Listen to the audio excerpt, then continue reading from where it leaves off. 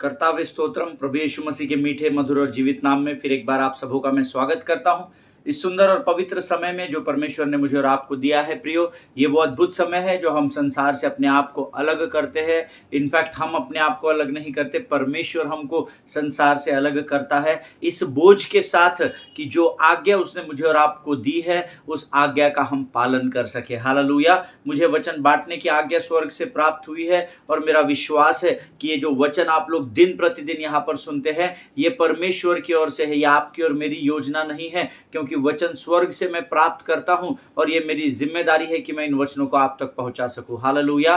प्रभु का धन्यवाद दे प्रियो, क्योंकि परमेश्वर इस समय हमारे मध्य में स्वर्ग के भेदों को प्रकट करने उपस्थित है। हम प्रभु का धन्यवाद दें क्योंकि परमेश्वर लगातार इन वचनों के द्वारा हमसे बातचीत कर रहा है और हमारे वचन को जानने में और वचन पर भरोसा रखने में जो हमारा कंफ्यूजन है उसको परमेश्वर दूर कर रहा है। हालेलुया। मैं प्रभु के विश्वास योग्यता के लिए धन्यवाद देता हूं। कल जो वचन हमने अध्ययन किए, परमेश्वर ने कई लोगों को उसके द्वारा आशीष दी। कुछ लोगों ने मुझे फ़ोन किया था। कल मैं 2 कलीसियाओं में गया था, अलग अलग कलीसियाओं में। वहाँ पर भी उन्होंने मुझसे इन वचनों के द्वारा बारे में बातचीत की और उन्होंने कहा परमेश्वर हमको बड़ी आशीष दे रहा है जब हम इन वचनों को सुन रहे हैं। एक छोटा सा कस्बा है छत्तीसगढ़ के किसी इलाके में, इंटीरियर में है, बहुत मेरे ख्याल से बिलासपुर के उधर कहीं है। और उन्होंने कहा कि हमारे पास हमारे गांव में एक पढ़ा लिखा लड़का है, बाकी तो हम लोग सब मजदूरी करते हैं, लकड़ियाँ काटते हैं, लेकिन वो लड़का है जो मोबाइल को मुझे नहीं पता किस तरह से वो टेलीविज़न में कनेक्ट करता है। और उन्होंने कहा उसको टेलीविज़न पर लगाकर हम सब लोग 30-35 लोग एक साथ इन वचनों को सुनते हैं और प्रभु हमें आशीष दे रहा है। हालेलुया। ये गवाही मैं आपको इसलिए नहीं बता रहा क्योंकि प्रचार मैं कर रहा हूँ, वो ऐसे और भी वचन सुनते होंगे और ज़रूर सुनने चाहिए, परंतु मैं आपको बता रहा हूँ कि जिस बात के लिए परमेश्वर आपका चुनाव करता है उस कार्य का जब आप आदर करते हैं तो परमेश्वर आपको आशीषों से आशीषों की ओर लेकर बढ़ता है। हालेलुया। प्रियो, आप सबों का मैं स्वागत करता हूं।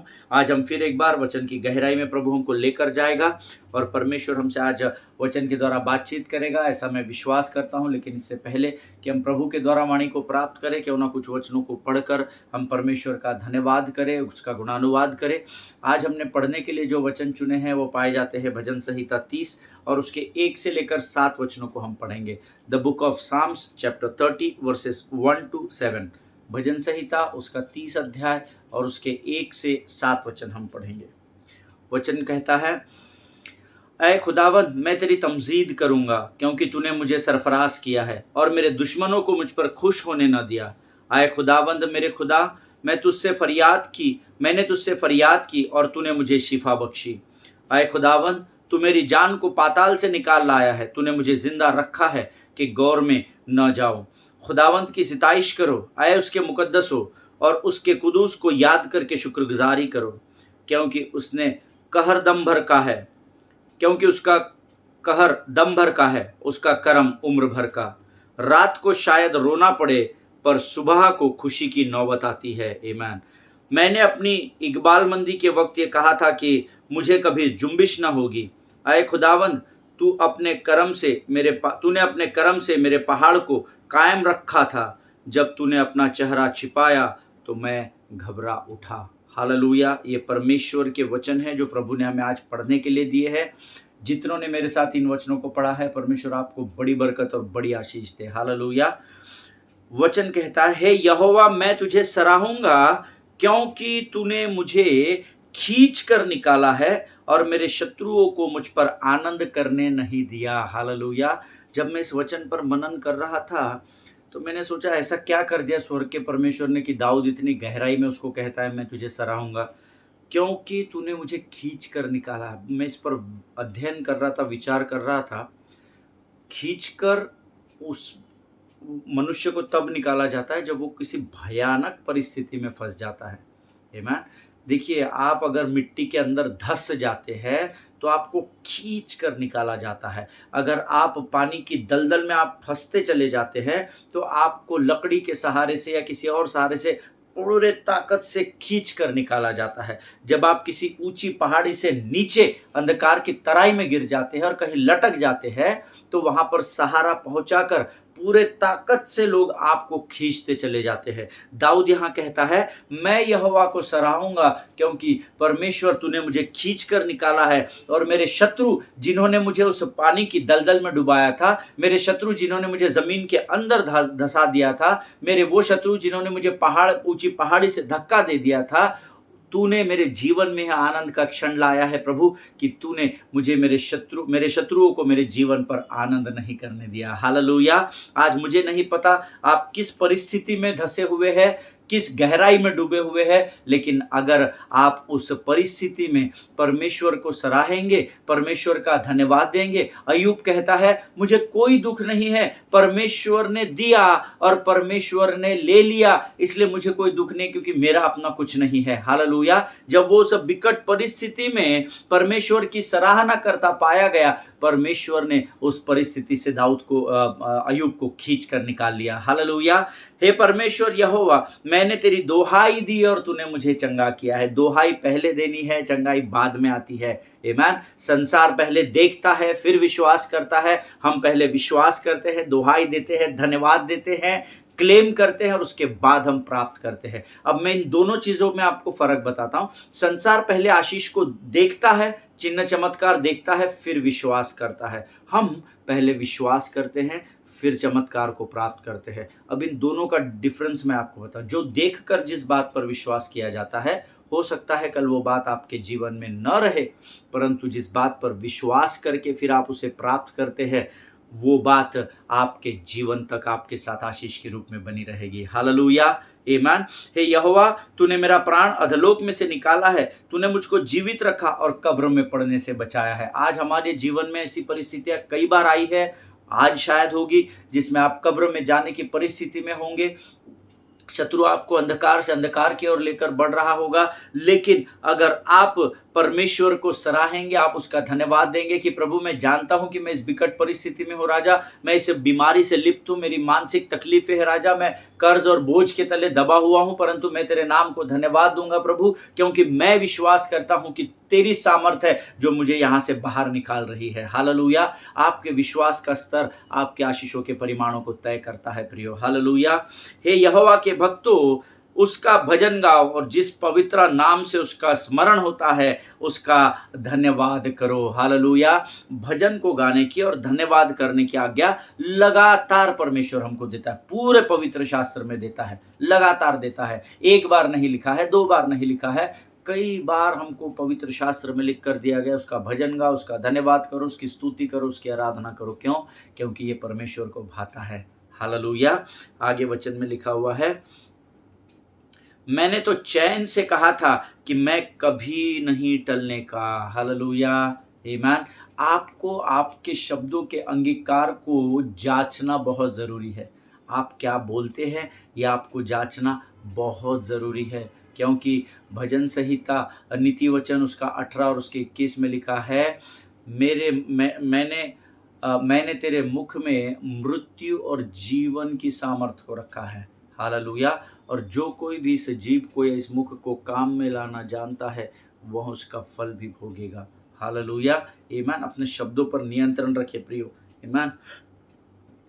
7वां वचन कहता है, हे यहोवा, अपनी प्रसन्नता से तूने मेरे पहाड़ को दृढ़ और स्थिर किया था। जब तूने अपना मुख फेर लिया तब मैं घबरा गया था। हालेलुया। देखिए 7वां वचन बहुत इंपॉर्टेंट है।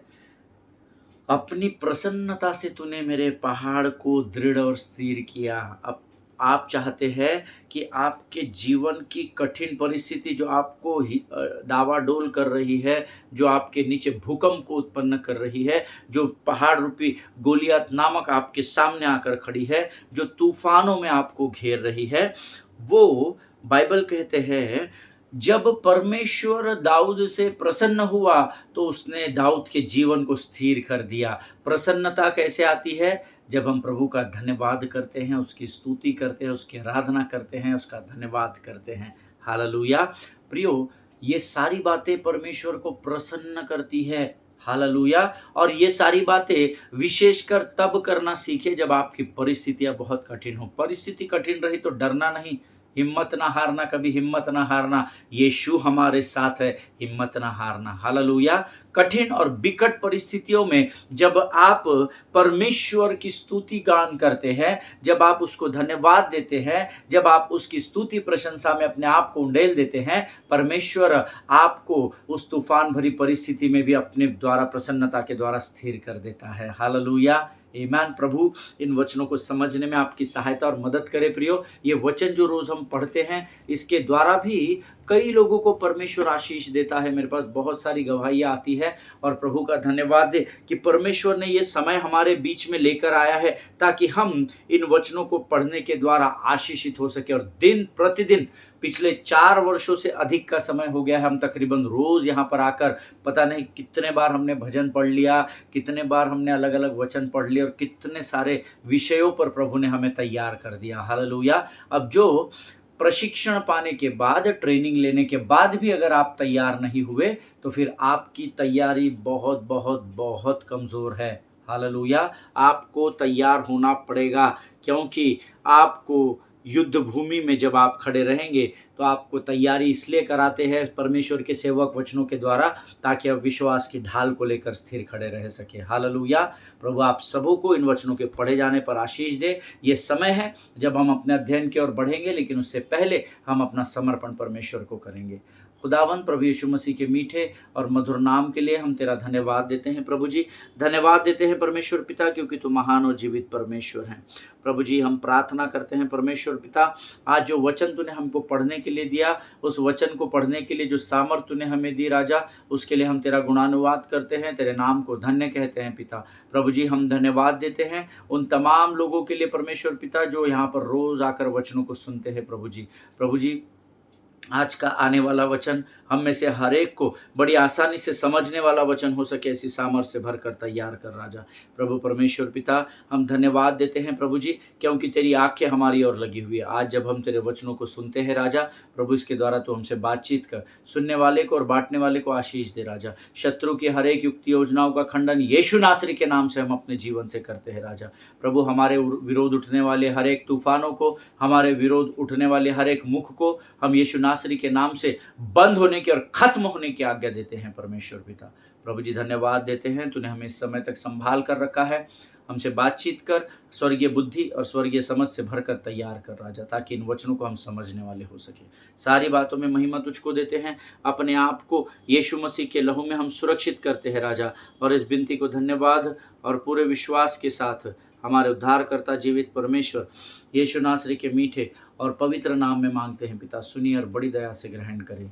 आमीन आमीन। हालेलुया। परमेश्वर आप सबों को बड़ी आशीष और बड़ी बरकत दे।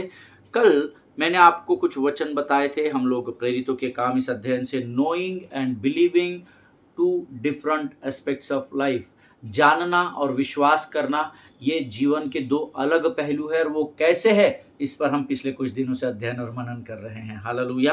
और हमने जब समाप्त किया था तो हमने प्रेरितों के काम उसका 27 अध्याय उसके 41 से 44 वचन हमने पढ़े थे कि किस प्रकार से वो जहाज जिसमें पौलुस और बाकी 275 लोग सफर कर रहे थे, वो किस प्रकार से फंस गया, किस प्रकार से पिछला भाग टूटने लगा, गिरने लगा, सिंक होने लगे, वो डूबने लगे। और तब परमेश्वर के सेवक ने, सूबेदार ने पौलुस को बचाने की इच्छा से लोगों से कहा, जिसको तैरना आता है वो तैर लो, जिसको लकड़ी मिलती है वो लकड़ी ले लो, जिसको टायर ट्यूब मिलेगा वो टायर ट्यूब, कैसा भी करके अपने जीवन को बचाओ और किनारे पर लग जाओ। हालेलुया।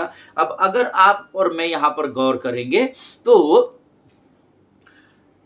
जहाज का नियंत्रण पौलुस के हाथ में नहीं है अब, क्योंकि वो कप्तान नहीं है, उसको शायद जहाज चलाना भी नहीं आता होगा, और अब वो तूफान से घिरे हुए है। लेकिन पौलुस यहाँ पर हार नहीं मानता है। जो पौलुस प्रेरितों के काम 27 अध्याय 10वें वचन में कहता है, हमारे प्राण निकलने पर है, परमेश्वर का एक वचन वो उसके अगले वचनों में प्राप्त करता है, और अब उस वचन को उसने थाम लिया है। उस वचन पर वो केवल उस वचन को भी जानता नहीं है, बट वो उस पर बिलीव कर रहा है, वो विश्वास कर रहा है कि परमेश्वर ने अगर कहा है तुझे पौलुस के सामने खड़े रहना है, तो खातरी से मुझे पौलुस के सामने खड़े रहना रहना होगा।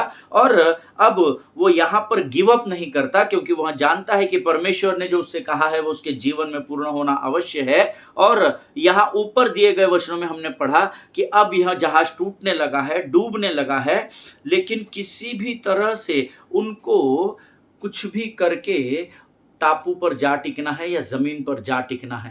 आमीन। और तब 44 वचन हमने फिर से एक बार पढ़ेंगे, जहां पर सेंचुरियन सूबेदार जो है वो बाकी लोगों को आज्ञा देता है। And he says in the book of Acts chapter 27 and verse 44, those who could swim to jump overboard first and get to the land, the rest were to get there on planks or on the other pieces of ship.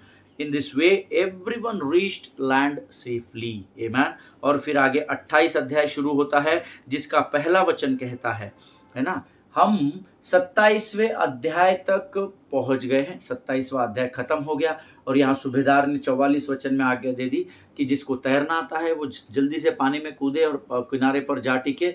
जिसको लकड़े का टुकड़ा मिलता है, Planck मिलता है, या कोई भी ऐसी चीज जो आपको पानी से सुरक्षित जमीन की ओर लेकर जा सकती है, उसको थामिए और कैसे भी करके अपनी जान को बचाइए। और फिर शुरू होता है 28वां अध्याय, जिसका पहला वचन कहता है, once safely on shore we found out that the island was called Malta. Hallelujah. हम सब जानते हैं यूरोप कंट्री में माल्टा है। आमीन। और यहाँ पर लिखा है, इस सब कुछ से सुरक्षा पूर्वक बच निकलने के बाद हमें पता चला कि उस द्वीप का नाम माल्टा था। उस जमीन पर जहाँ पर ये पानी से, तूफान से तैरते हुए अपने आप को बचाते हुए जा टिके थे, वो जो आइलैंड था, वो जो स्थान था, इस स्थान का नाम माल्टा था। हालेलुया। और अब ध्यान से सुनना प्रियो, है ना, ये बहुत अद्भुत और इम्पोर्टेंट बात है। जिस जमीन पर वे जा टिके थे ना, उन्होंने ना तो उस टापू को पहले कभी देखा था, ना तो उन्होंने कभी उस टापू के नाम के विषय में या वहाँ के कबीले के लोगों के या वहाँ के लोगों के विषय में कभी सुना भी था। आमीन। और इससे पहले कभी भी वो उस स्थान पर नहीं गए थे। ये कुल 276 लोग थे, 276 people on that vessel, you know. और सब के सब बचे एक व्यक्ति के वचन के प्राप्त करने के द्वारा, और उसने उस वचन को ग्रहण किया, उसको जाना, उस पर विश्वास किया, और उस विश्वास के द्वारा लोगों को धाड़स बंधाया, दृढ़ता दी, और उसके कारण पूरे 276 लोग यहाँ पर इस टापू पर सुरक्षित पहुंचे, जहाँ पर वे पहले कभी भी नहीं गए थे। लेकिन ये ध्यान में रखिए, इनको जाना है, पौलुस को जाना है सीजर के सामने, कैसर के सामने, रोम में जाना है। जहाँ पर ये माल्टा में पहुंचे थे, ये उनका डेस्टिनेशन पॉइंट नहीं था, ये उनका अंतिम पड़ाव नहीं था जहां पर उनको प्रभु को लेकर जाना था। आमीन। याद रखिए, रोम भी यूरोप में है और माल्टा भी यूरोप में है, लेकिन रोम पहुंचने की आज्ञा मिली है, पर अब ये बीच में है, माल्टा में है, इधर साइड है माल्टा। यहाँ पर माल्टा में पहुंचे, लेकिन ये इनका डेस्टिनेशन पॉइंट नहीं था। लेकिन पौलुस ने उनसे कहा था कि उस स्थान पर, अर्थात सीजर के सामने, कैसर के सामने पहुंचने से पहले, जिसका वायदा परमेश्वर ने उनसे किया है कि तुझे कैसर के सामने खड़े होना आवश्यक है, उसने, परमेश्वर ने जिसका वायदा उससे किया था, उनको किसी और स्थान पर जाकर टिकना था। और अब वो इस माल्टा नामक टापू पर आ चुके थे। हालेलुया। रोम पहुंचने से पहले आंधी और तूफान में उनको खत्म करने का शत्रु द्वारा पौलुस को प्रयास किया गया, लेकिन परमेश्वर ने इस स्थान का वायदा किया। लेकिन पौलुस कहता है, अपनी जान इस तूफान से बचाने के लिए, अब ये जहाज तो इस परिस्थिति में नहीं कि हमें पानी के द्वारा रोम में लेकर चले, इसलिए हमें अपनी जान को बचाने के लिए किसी टापू पर जा टिकना होगा। और अब वो यहाँ माल्टा नामक टापू पर जा टिके हैं। हालेलुया। और जब मैं इस पर सोच रहा था, और मैंने अपने अध्ययन के समय में एक वर्ल्ड मैप को खोला, जहां पर, और यूरोप का एक मैप मेरे पास था, वर्ल्ड मैप मेरे पास था, और जब मैं कुछ और रिसोर्सेस के द्वारा भी मैं इस पूरे बात को समझने की कोशिश कर रहा था, और जब मैं इस पर अध्ययन और मनन कर रहा था, माल्टा, रोम, पेरिस, जर्मनी, इटली, ये सब जब मैं देख रहा था, तो सडनली एक बात उस सोर्सेस के द्वारा अध्ययन करते समय मेरे ध्यान में आई, और मैं माल्टा में ही क्यों गया। ये दूसरे किसी टापू पर क्यों नहीं गए, ये माल्टा ही क्यों गए, ये पुर्तगाल क्यों नहीं गए, ये इधर क्यों नहीं गए। और जब मैं उसको खोज रहा था तो एक अद्भुत बात मेरे ध्यान में आई इस अध्ययन के करते समय, और मैं माल्टा के बारे में जब अध्ययन करने लगा, then I came to know that the meaning of Malta is refuge. Hallelujah, आमीन कहे, आमेन। माल्टा का अर्थ होता है शरण स्थान। हालेलुया, माल्टा मतलब शरण, ये शब्द आया है माल्टा के लिए, आमेन। और माल्टा का अर्थ जब मैं खोजने लगा, the meaning of Malta is refuge, ऐसा मेरे अध्ययन के समय में मुझे प्राप्त हुआ और मेरा मन आनंदित हो उठा। तू मेरा शरण स्थान, तू मेरा गढ़ है, संकट में मेरा दोस्त, तू मेरा प्रभु। आमेन। प्रियो, ये माल्टा का जो अर्थ है वो रेफ्यूज है, शरण स्थान है। मैं इस 27 अध्याय के 44 वचन तक ये सोच रहा था कि परमेश्वर ने जो बुद्धि पौलुस को दी, उस बुद्धि का उसने सटीक इस्तेमाल किया और अपने पूरे लोगों के साथ वो यहाँ आ टिका। लेकिन अब जब मैंने 28 अध्ययन को पढ़ना शुरू किया और उसके पहले वचन को जब मैं सुन रहा था, सीख रहा था, कोशिश कर रहा था कि इसकी गहराई में जा सकूं, तब मुझे पता चला कि पौलुस ने जो बुद्धि का इस्तेमाल किया कि कहीं और जा टिकना होगा, उस बुद्धि का भी प्रयोजन स्वर्ग के परमेश्वर ने किया था, क्योंकि माल्टा का अर्थ शरण स्थान है। हालेलुया, आमेन। और हम सब जानते हैं परमेश्वर हमारा शरण स्थान है। मुझे आपके विषय में नहीं पता, लेकिन मेरा शरण स्थान यीशु नासरी है। हालेलुया, परमेश्वर ही था जो उसको अपने सुरक्षा में शरण स्थान में लेकर आया था। हालेलुया, अगर आप मेरी बात से सहमत है तो आमीन कहे। देखिए, पौलुस इस बात को जानता था कि इस भयंकर समुद्र के तूफान से निकलकर मैं रोम पहुंचूं, लेकिन उससे पहले मुझे कहीं और शरण लेना जरूरी है, मुझे माल्टा में जाना जरूरी है, क्योंकि माल्टा का नाम ही शरण स्थान है। हालेलुया, हम सब जानते हैं कि पूरा भजन संहिता जो है वो शरण स्थान इस शब्द से भरा हुआ है। शरण स्थान के विषय में भजन संहिता में बहुत कुछ सिखाता है। फॉर ऐसी if you read the book of Psalms, then you will come to know that the word refuge, शरण स्थान या शरण, ये जो शब्द है ये पूरे पवित्र शास्त्र में it's occurred more than 40 times, 40 से भी अधिक बार शरण स्थान या शरण, इस शब्द का उल्लेख या इस शब्द का उच्चार भजन संहिता की पुस्तक में लिखा गया है, जिसको दाऊद ने लिखा है। आमीन। जो परमेश्वर के हृदय में के बहुत करीब है, से प्रभु गवाही देता है। और ये वो दाऊद है जो परमेश्वर से बहुत प्रेम करता है और वो जानता था कि मेरा हर परिस्थिति में मेरा शरण स्थान मेरा यहोवा परमेश्वर है। इसीलिए उसके भजन में 40 से अधिक बार रेफ्यूज या शरण ये शब्द आया है। हालेलुया। भजन संहिता उसका 5वां अध्याय उसका 11 वचन हम पढ़ेंगे। The book of Psalms chapter 5 and verse 11। भजन संहिता 5:11। But let all who take refuge in you be glad. Hallelujah. But let all who take refuge in you be glad, परंतु जितने तुझ पर भरोसा रखते हैं वे सब आनंद करे। हालेलुया। अंग्रेजी में सटीक वर्ड आया है, but let all who take refuge in you be glad, परंतु जितने तुझ में शरण लेते हैं वे सब आनंद करे। आमीन। साम्स 71:3, जो लोग नोट्स लिखते हैं वो फटाफट लिखते जाइए। भजन संहिता उसका 71 अध्याय उसका 3 वचन। The book of Psalms chapter 71 and verse 3। Be my rock of refuge to which I can always go, give the command to save me, for you are my rock and my fortress. Hallelujah. Hindi में लिखा है, मेरे लिए सनातन काल की चट्टान का धाम बन, जिसमें मैं नित्य जा सकूं। तूने मेरे उद्धार की आज्ञा तो दी है, क्योंकि तू मेरी चट्टान और मेरा गढ़ ठहरा है। अब ये जो धाम शब्द आया है इसको शरण कहा जाता है। मेरे लिए सनातन काल की चट्टान की शरण बन जा। हालेलुया। अंग्रेजी में सटीक ट्रांसलेशन है B my rock of refuge, तू मेरे शरण का स्थान बन। हालेलुया। भजन संहिता 16:1 में लिखा है, the book of Psalms chapter 16 and verse 1, the book of Psalms chapter 16 verse 1, keep me safe O God, for I have come to you for refuge. Hallelujah. Keep me safe, for O God, for I have come to you for refuge. हे ईश्वर, मेरी रक्षा कर, क्योंकि मैं तेरा ही शरणागत हूँ। शरण स्थान में शरणागति प्राप्त होती है। हालेलुया।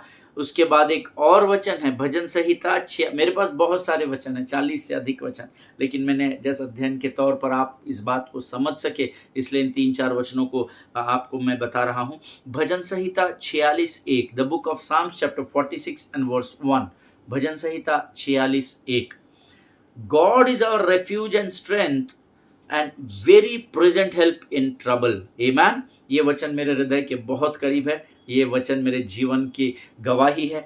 परमेश्वर हमारा शरण स्थान और बल है, और संकट में अति सहज से मिलने वाला सहायक है। हालेलुया। परमेश्वर हमारा शरण स्थान और बल है, संकट में अति सहज से मिलने वाला वो सहायक है। देखिए ऐसे बहुत सारे वचन भजन में लिखे हैं जहाँ पर 40 से भी अधिक बार रेफ्यूज या शरण ये शब्द आया है। All throughout the scriptures you see the Lord is the refuge for those who are in need. Amen. अगर आप पूरा पवित्र शास्त्र पढ़ेंगे तो परमेश्वर उन सबों के लिए जिनको जरूरत है उनके लिए शरण का स्थान बन जाता है। Amen. But you need to go to God, you need to confess it by thy mouth. तू मेरा शरण स्थान, तू मेरा गढ़ है, संकट में मेरा दोस्त, तू मेरा प्रभु। हालेलुया। संकट के समय में अति सहजता से अगर आपको कोई इस पृथ्वी पर मिल सकता है तो वो स्वर्ग का परमेश्वर यीशु नासरी है, जो मेरा और आपका उद्धारकर्ता कहलाता है। हालेलुया। इस समय जो लोग वचन सुन रहे हैं शायद उनके जीवन में भी पौलुस के जीवन के समान कुछ ऐसे तूफान हो जिसमें आप फंसे हुए या घिरे हुए पाए जाते हैं, और ऐसे समय आपने परमेश्वर से वचन भी प्राप्त कर लिया है। But I want to tell you one thing very seriously, that storm does not stop because you have received some assurance from the Lord. Hallelujah.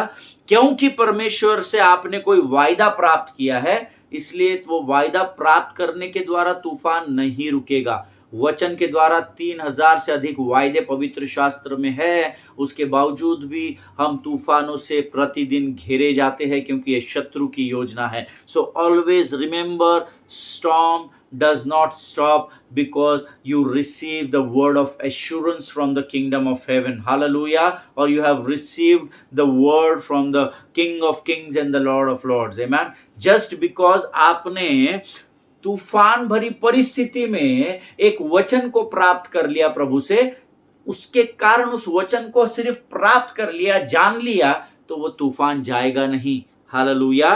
But it stops when you take refuge in him and wait upon the Lord. Hallelujah. लेकिन ये तूफान तब थमेगा जब आप परमेश्वर के शरण में जाएंगे और परमेश्वर की प्रतीक्षा में बने रहेंगे। हालेलुया। आमीन।